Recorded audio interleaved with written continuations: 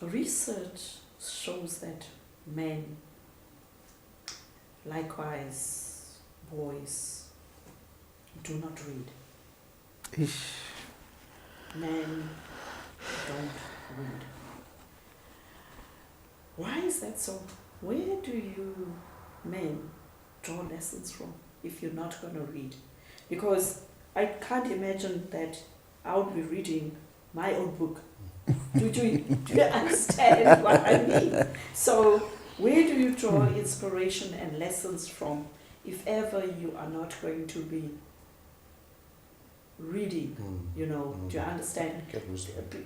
And I've always said this through my interactions generally with men, that the only thing that men are good at is the interpretation of the Bible. They know it from A to Z, and they read it with passion and meticulously so, to preach and to conscientize and to educate others. However, I'm yet to hear of a man, Lux, to say that, and making reference, hence I'm asking, where do you draw lessons from? Because I've got 2 boys. I've brought them up in a way such that they read. Where I come from, I used to read. I started reading at the age of 4. So for me, reading is power. Reading empowers. Reading is knowledge. So I often ask them, please read a book. It becomes a hush-hush kind of a situation. And I become a nagging mom when I ask them to read 2 chapters.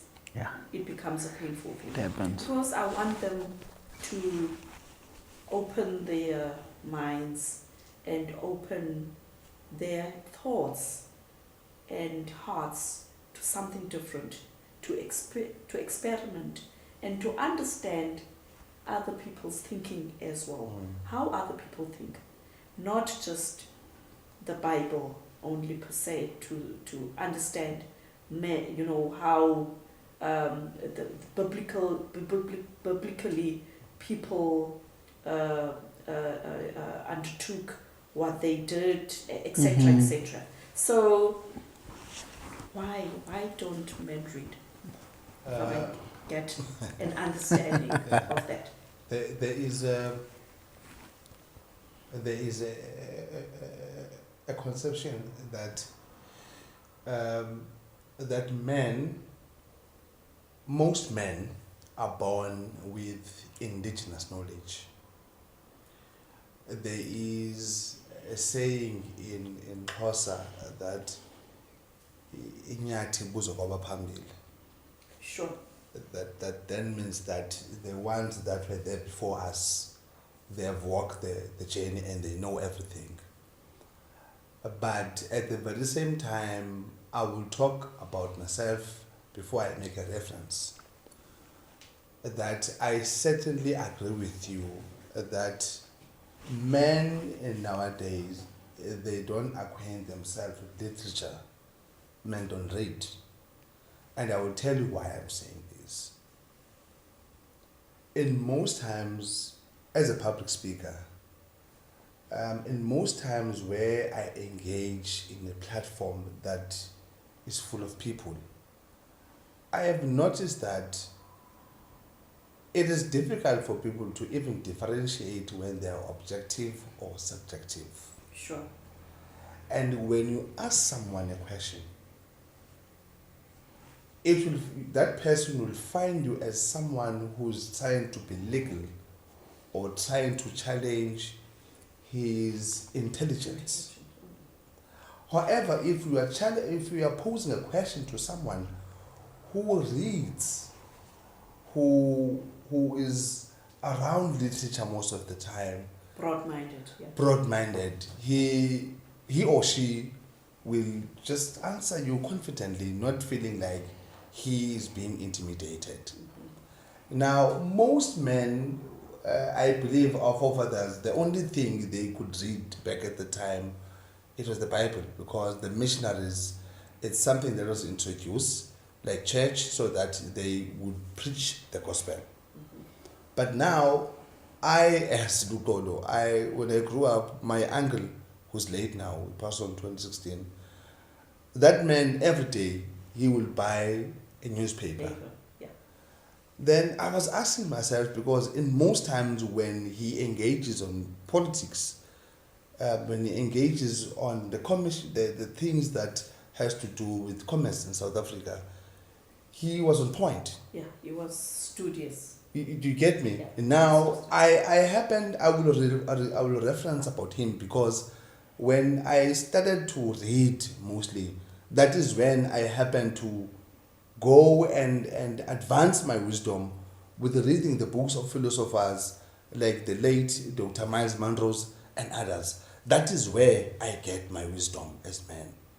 Now, the issue that we have now is that men don't even, when they even watch TV, because people have this mindset that everything that plays on TV is wrong. There are many informational things that you can find on TV that could school you around a lot of things.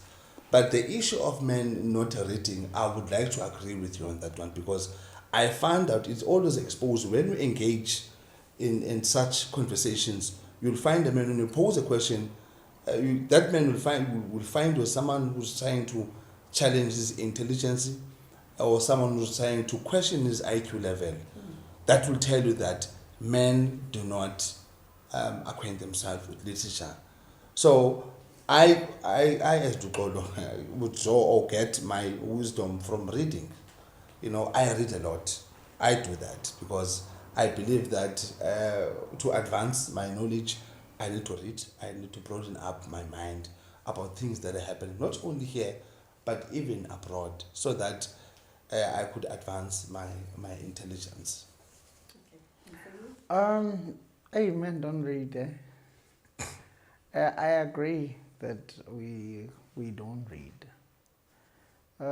I myself never used to like reading, to a point that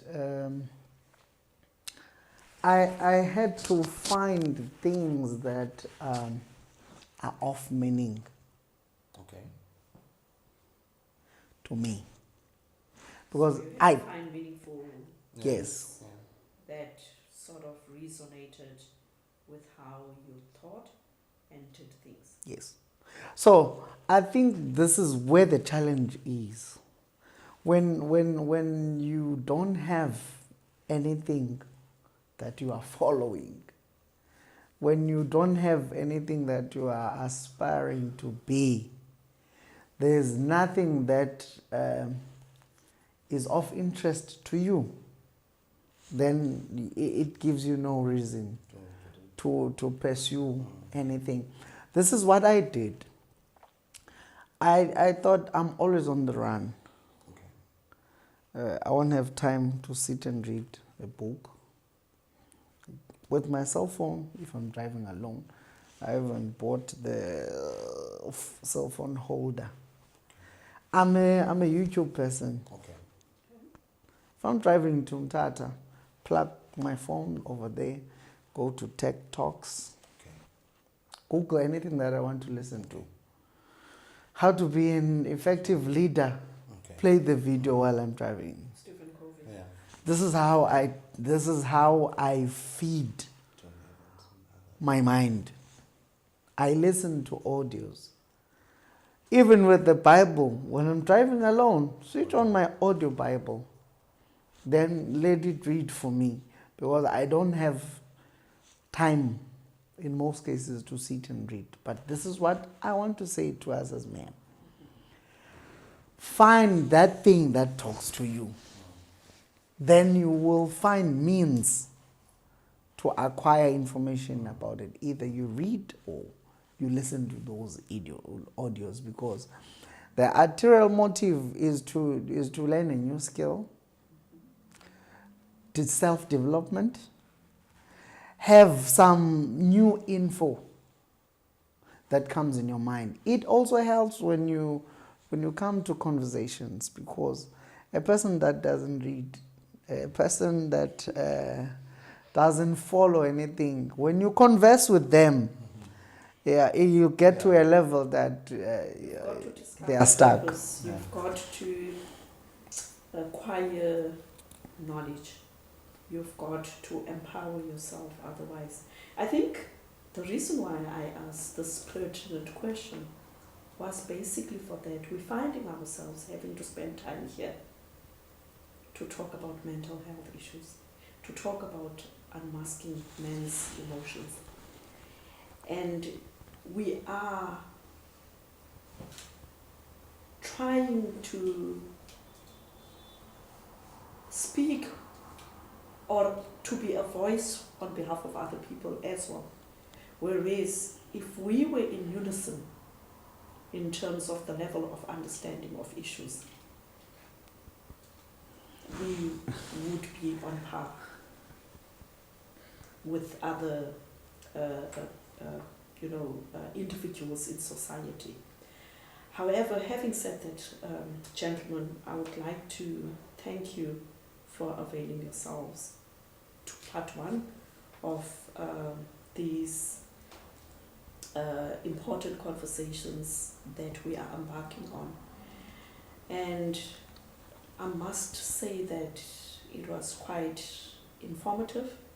I must say that I've learned a lot within this hour here in trying to explore the mental issues surrounding the emotions that inhibit men. And I think in our next conversations as well, we should be exploring whether men are misunderstood from a female perspective or holistically, and why is that so? So as I said in the beginning, that these are conversations that will be unfolding out there, and we mean to empower and sort of destigmatize the issues on mental health, the perceptions and the assumptions that are being formed out there. And these are necessarily talks to as well capacitate those that do not know who they are, and also identify the symptoms that they have in order for them to come out and seek for help and assistance. Thank you very much. Thank you. Thank you, Mr. Bowles.